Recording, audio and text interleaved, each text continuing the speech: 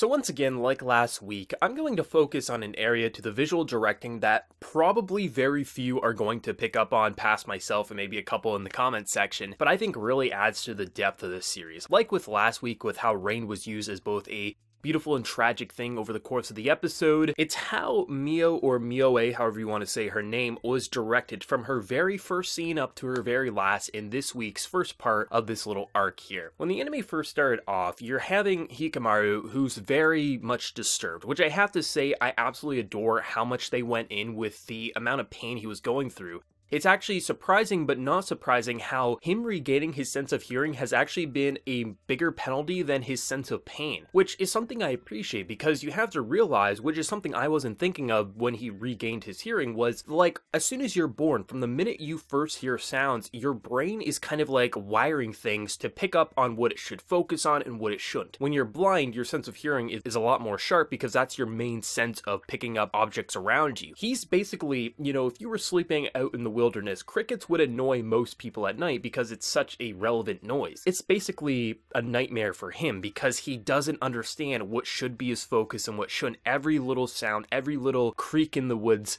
are going to drive him insane. And the fact that he's having such a hard time adjusting to this new sense, which most of us associate with pleasure because it's something that allows us to communicate, allow us to really appreciate the beauty in the world alongside vision. Having him not understand like what he should focus on, what voices are good or not, like that's such a painful experience, and I'm really glad they went in with keeping him very disturbed by sounds over this episode. But when he hears the sound of a woman singing, the first sound that he's truly thinking to himself, I don't know what this is, but it doesn't disturb me. It doesn't make me go insane. I'm going to go to it. And when we first see this girl, she's basically bathing in the river. And the way they framed that shot at the beginning of the episode, I was very confused with why they framed it in this way because it almost looked like she was washing her privates, and she was very much like trying to clean herself. And I thought it was weird because, like, obviously you do that, but I don't recall ever seeing an anime focus on someone bathing when someone walks in on them. Usually it's just the, oh, I'm embarrassed, or they're washing their legs, something like that. But the way they were framing it, it almost looked like she was cleaning her genitalia, which is something I don't recall any anime doing. I just passed it off as maybe the framing was weird and I wasn't supposed to think that. But by the end of the episode, when you see that she's actually been selling her body, that intro scene makes a whole lot more sense, that she was cleaning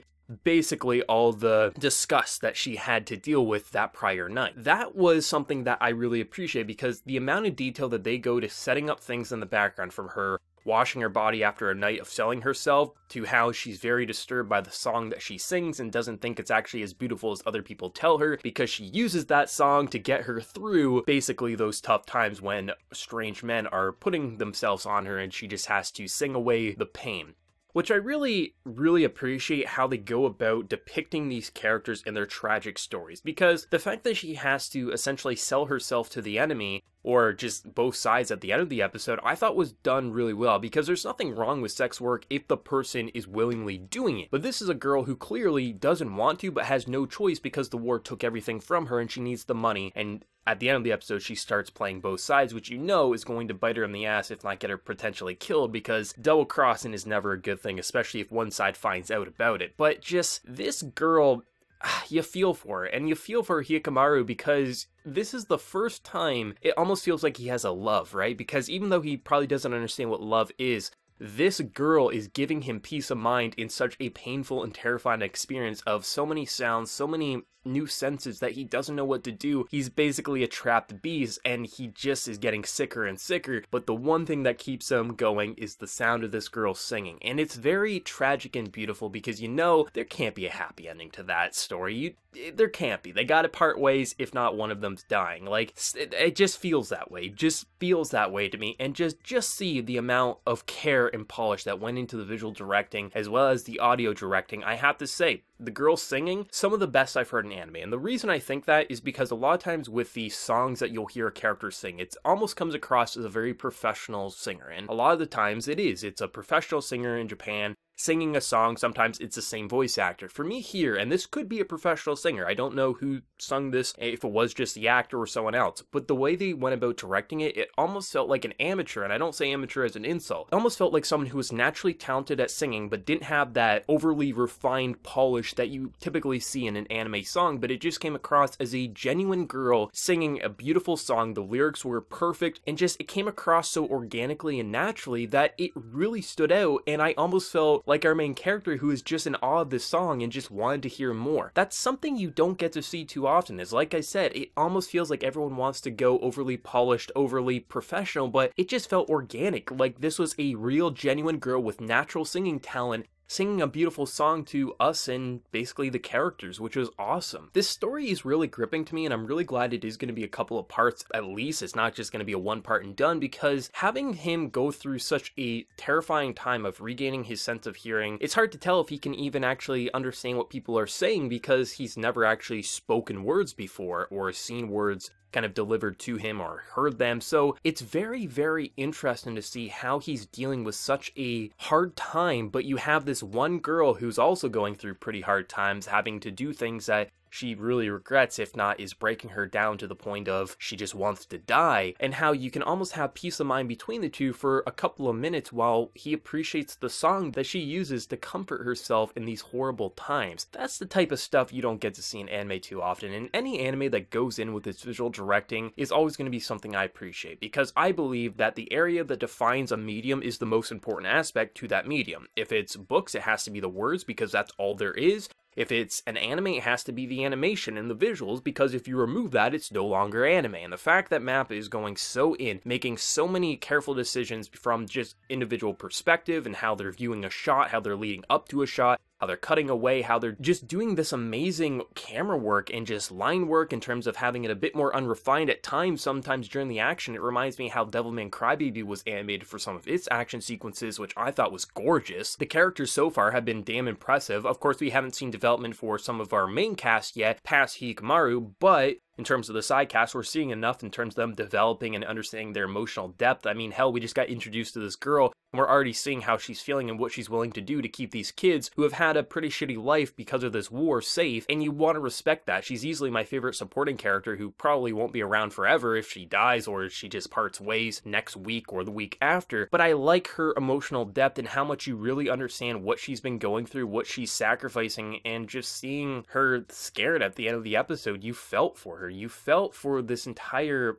cast in a lot of ways in this episode. I mean, seeing Hikamaru actually smile was so weird. It was like the first time he truly felt happiness and felt more human than a doll like he's been presented up till now. Just how he doesn't know how to say anything, or he can't say anything, how he'll just touch her lips and then kind of move his mouth because he wants her to sing for him. Like, you can't tell me that's not beautiful. It's absolutely gorgeous. And in terms of the action in this episode, I mean, of course, at the end of the episode, the leg was just absolutely disgusting, and I love it and hate it all at the same time. But the first fight that we see against this bird, I love how no monster, no ghoul, no demon, it feels the same. Sometimes it mirrors our reality with animals and things like that, but then at other times they go completely original and demonic. This time we got something more grounded to reality, just a larger bird, and just seeing how much he is struggling now because he has a sense of hearing and he doesn't understand if that's different from what he's seeing with his sense of soul. It's awesome to see how every time he gets more human, it almost feels like he has to relearn how to fight. Before, he knew what it was. A red glowing thing, stab that, it's bad. Now he sees a red glowing thing, but because of the echoes and vibrations, he's hearing things from over here and he doesn't actually know what to do anymore. And having to relearn in the middle of a battle, that's pretty difficult, especially because the priest had to come in and save the day, because what else was he going to do? He wasn't going to win that fight. Having a character who started off so badass, but almost is getting weaker as the series progresses and has to relearn as he becomes more human, you never see that. You never see that in anime, and that's why it's so interesting and gripping, and why the action sequences come across so beautiful on top of the actual really solid animation.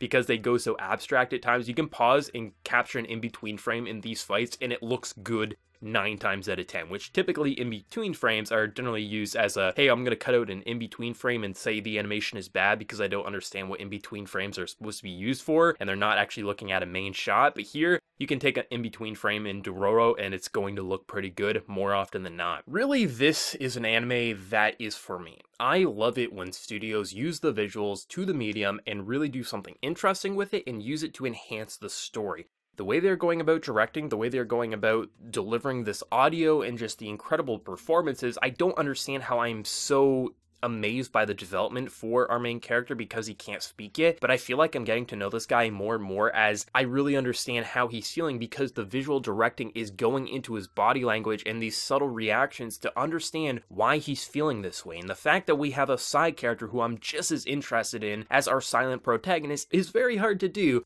But they nailed it with this episode, and I think the build up to the reveal, you knew what the build up was going to as soon as, like, just the way she talked to those soldiers at the end of the episode, you knew it was going to happen, but the build up to see Dororo see what's actually happening was pretty tragic, and it makes that interesting. The fact that she was very kind of disturbed by her song when people were saying it was beautiful, there's a lot of build up to that moment, and when you see all that build up, and then the end point makes it even more tragic. And the fact that she is selling her body to soldiers, it makes it feel like, yeah, she might die, especially if she's playing both sides. But I'll be interested to see where this part is going to go in terms of this arc, if it is just going to be one more part before it wraps up, which probably is the case. But man, episode 5 weeks in, Mappa, I don't know how they do it. They gave me Banana Fish. Now they're giving me this. Mappa just keeps hitting it out of the park. They're bringing these old manga to life in a modern way, and I can't say I'm not loving it, because I absolutely am, and this will probably be another favorite for me from Studio Mappa. Let me know whatever you thought of this week's episode of Dororo down in the comment section below. Your favorite moment, did you see the build up to this girl being a prostitute unwillingly, or was it something that came as a big surprise to you when the reveal did come? Let me know whatever you're feeling, and also hit that subscribe button if you're new to the channel. But until next time, everyone, please take care and have a good one.